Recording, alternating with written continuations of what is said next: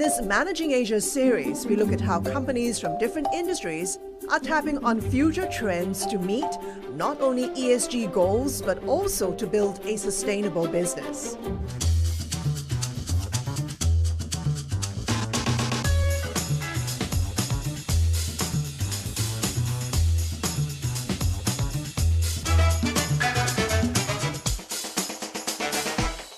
Hello and welcome to Managing Asia. In this episode, we look at how a third-generation leader is trying to transform Bangladesh's largest conglomerate into a sustainable company that achieves ESG goals and leaves a lasting legacy.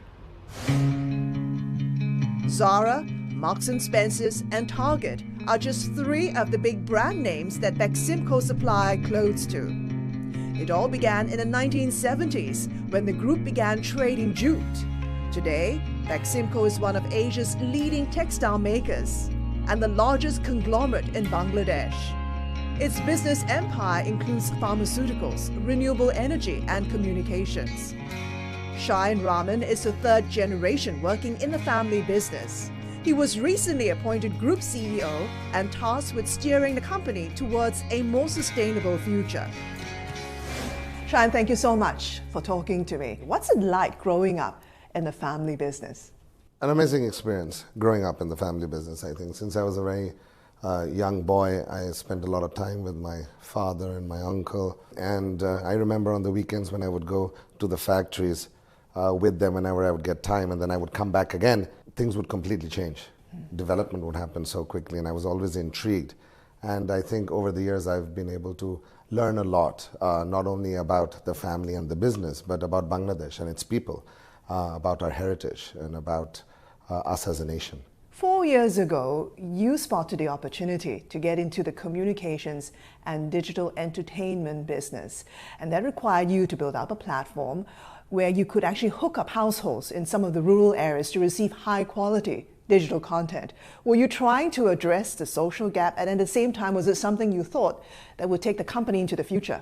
There was definitely the social gap that I wanted to address, because today, in this modern world, irrespective of what socioeconomic group you fall under, our children, our youth, our future have access in some form or the other to social media, to entertainment, etc. And what I wanted to create was to be able to give the same platform, first in the form of entertainment, then in the form of other communication tools, to the masses at affordable prices. And once we were able to do that, the doors opened up to so many different things, which we could give to the same clients through the same platform. So absolutely both the social gap as well as technology is what I feel is the future for us, everywhere in the world. And I wanted to be, in that race right there so that we don't get left behind. Setting up that satellite hub, putting in place that underlying infrastructure requires a lot of hefty capital spending. Has that investment paid off? I think we've invested heavily, knowing that this is a very long-term investment for us and a long-term game. At this point of time, not yet, but I'm very confident that very quickly into the future, it will definitely pay off. Let's talk about the family's textile business, because it's one of the biggest and most lucrative. But it's also an industry that's also a major contributor to global warming. But you've managed to put in place sustainable manufacturing practices within your textile business. What exactly did the transformation involve? We were one of the first companies in Bangladesh who thought very deeply for this reason. And we thought it's very important for us to start setting up processes and start bringing in technology into our existing manufacturing, which will allow us to change waste, recycle it, and bring it into premium fiber. And I think we've done a tremendous job in it. For example, our recent washing plant that we've set up within the industrial park in Bangladesh is probably one of the world's largest washing plants under one roof. The technology that we have put in there is very forward, very sustainable, and is making it as much of a clean and green operation as possible. How much have you managed to cut down the carbon emissions at your plants? I don't think we've reached exactly the optimum where we want to. I would say over the course of another year or two, we would be in a position where I would be able to tell you even more confidently that I would say majority of those emissions have been able to be cut down. Part of that transformation also involved working with a Spanish company with the technology to actually recycle textile waste. What sort of progress have you made? We invested in technology that was created for our manufacturing units from top to bottom. And we looked at where are the areas for water recycling, for example, chemical recycling, and not just recycling. The most important thing that we were able to do was to be able to substitute some of these chemicals and some of these products with cleaner ingredients. And that has been very, very successful for us. On the pharmaceutical side, Beximco has also made headway in producing what you claim to be the world's first generic antiviral drug that helps patients treat COVID. How did the breakthrough come about? I think in the pharmaceutical side of our business, our own research and development team that is based in Bangladesh is extremely strong. And because we are generic manufacturers, we have an inherent need within us to keep on developing drugs for our own self. Obviously, the pandemic was also a very big driver. At that point of time, Beximco Pharmaceuticals was also the first company in the world to create the generic version of remdesivir.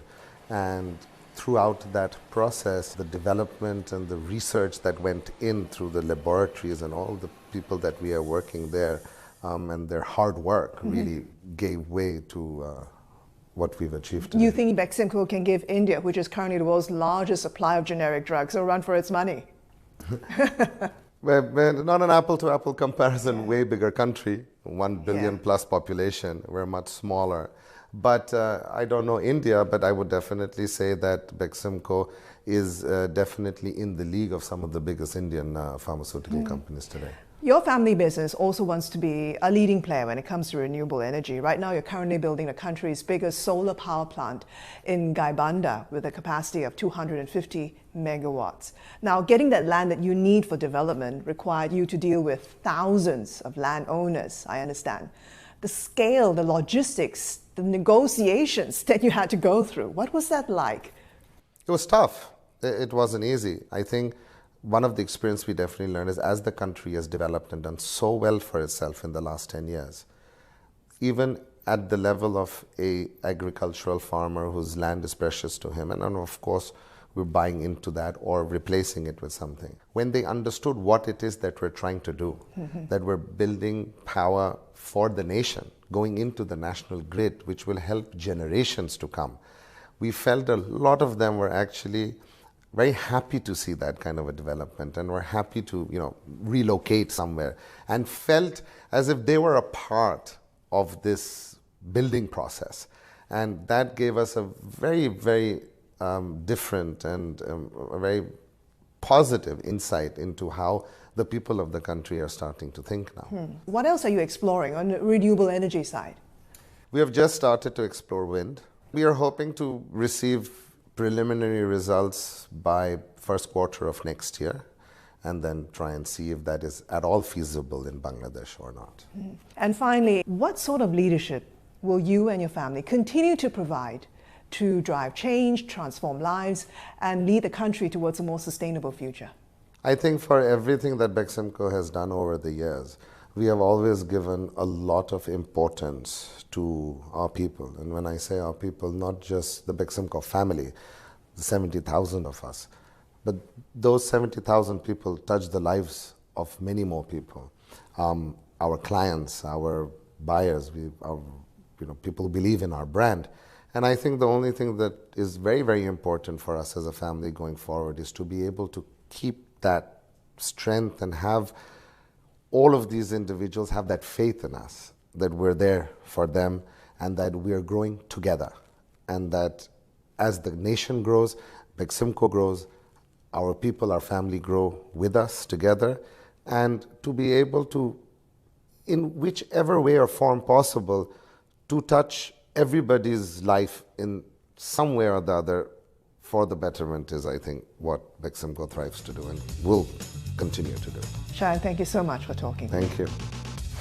And that was Shayan Rahman, CEO of Beximco Group, speaking to me here in Singapore. Hope you've enjoyed the program. Don't forget to catch the next episode of Managing Asia.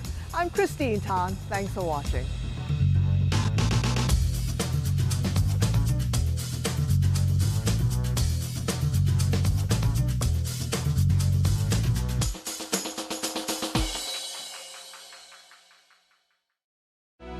Brought to you by Credit Suisse.